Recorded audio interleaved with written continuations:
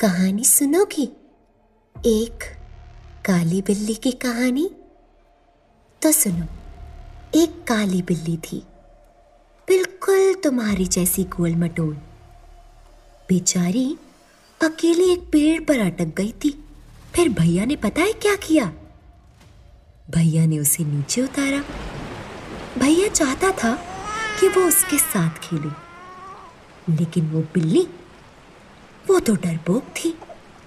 डर कर रोने लगी और भाग गई। पर भैया ने उसका डर एकदम खत्म कर दिया। पता है कैसे? फिर क्या हुआ अमर? फिर मैंने उसे जमीन पर लटा दिया और उसके गले को मरोड़ दिया, बिल्कुल वैसे ही जैसे उस मोटी बिल्ली की गर्दन को मरोड़ा था।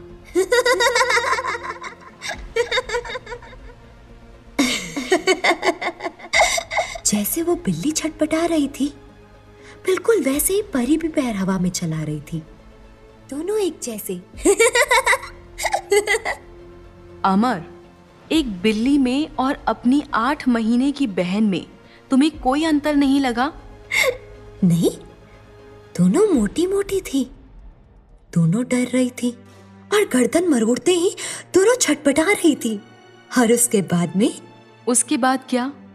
उसके बाद में मुझे दिखा एक पत्थर, तो मैंने परी का भी सिर फोड़ दिया। आपको पता है, वो भी बहुत डरती थी। बारिश और बिजली के कारण सो ही नहीं रही थी, बस रोए जा रही थी। माँ ने कितनी कोशिश की सुलाने की, पर बेचारी थक गई। अमर जो कहानी परी को सुना रहा था वो कोई कहानी नहीं थी, वो सच्ची घटना थी। वो घटना जिसने पहली बार मुझे उसके वहशीपन से मिलवाया था। वो घटना जिसके बाद अगर उसे रोक दिया गया होता तो आज मेरी परी, मेरी बच्ची जिंदा होती। कैसा लड़का है ये? अपनी सगी बहन और बिल्ली को एक ही तरीके से मार डाला, और ऊपर से इतनी खौफनाक बात बताते हुए आंखों में एक आंसू का कतरा नहीं, पलक तक नहीं झपकाई इसने। सच में साहब, ये लड़का तो कुछ अलग ही है। इंस्पेक्टर और कांस्टेबल की बातें सुनकर मेरे और बलराम के दिलों में अपने बच्चे को खो देने का डर और बढ़ता जा रहा था।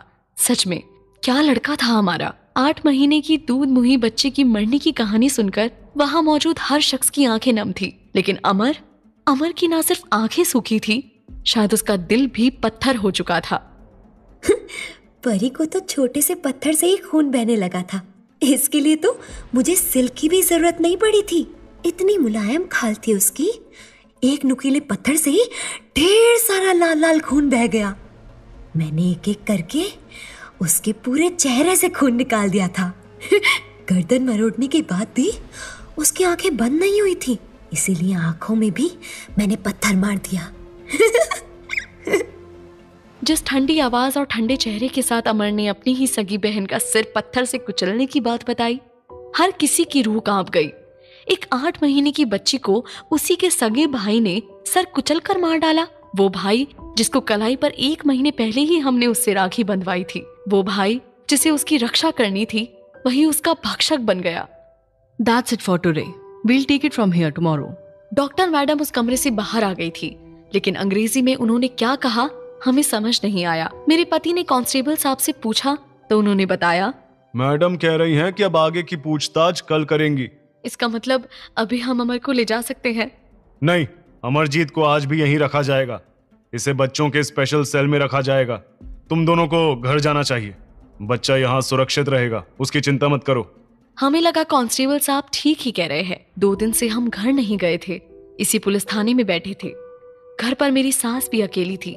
गांव वालों का रवैया भी अब हमारी तरफ बदल चुका था, तो अगर उन्हें कुछ होगा भी तो कोई उनकी मदद को आगे नहीं आएगा।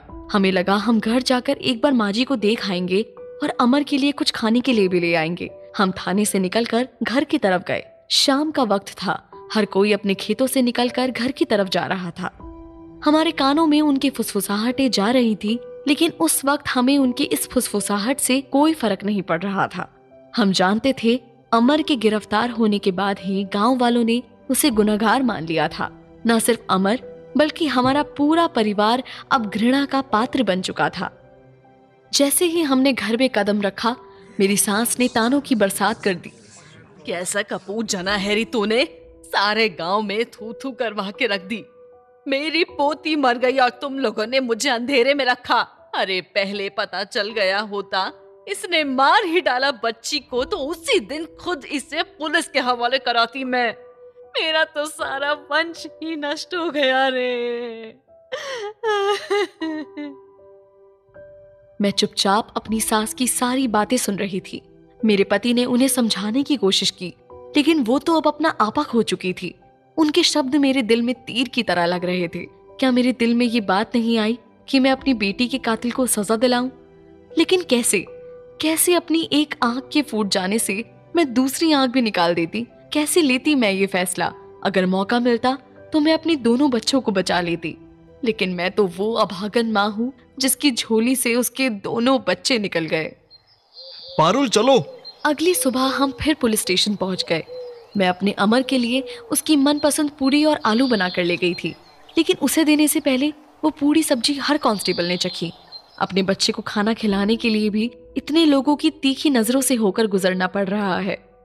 मुझे आप दोनों से कुछ बात करनी है, आप दोनों आए मेरे साथ। मैं अमर को खाना खिला ही रही थी कि अचानक ही डॉक्टर मैडम ने आकर मुझे और बलराम को अपने साथ आने के लिए कहा। घबराते से हम उनके साथ एक कमरे में चले गए।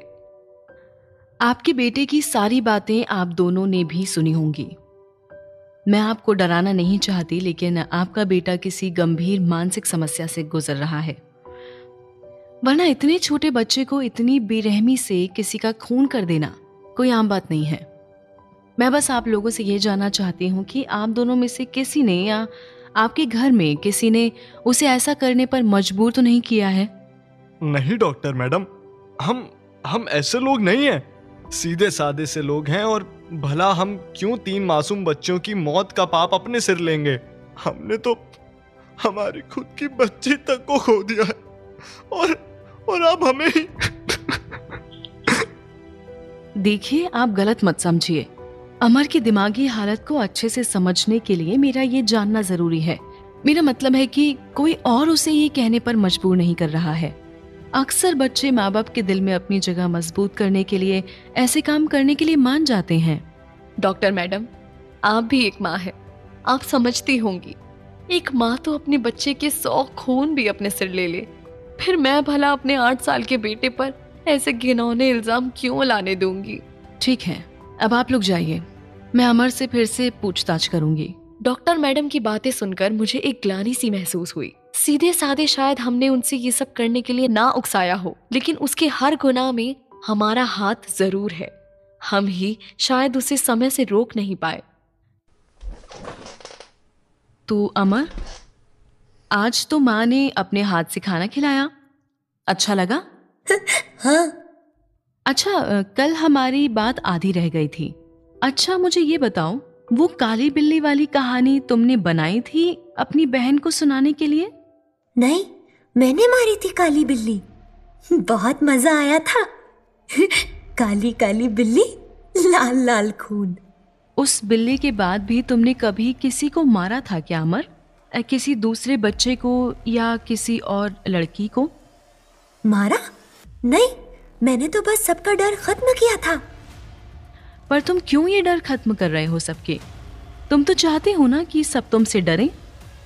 सच बताऊं, जिस दिन मैंने बिल्ली को मारा, एक छोटे से पिल्ले ने मुझे देख लिया।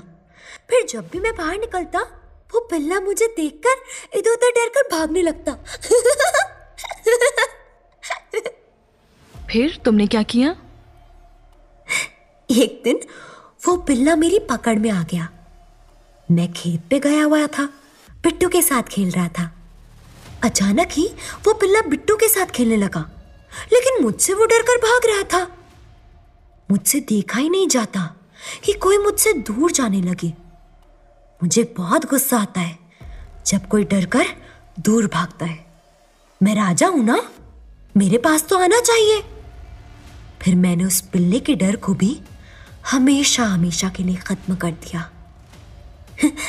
सुला दिया मैंने उसे। सुला दिया मैंने उसे।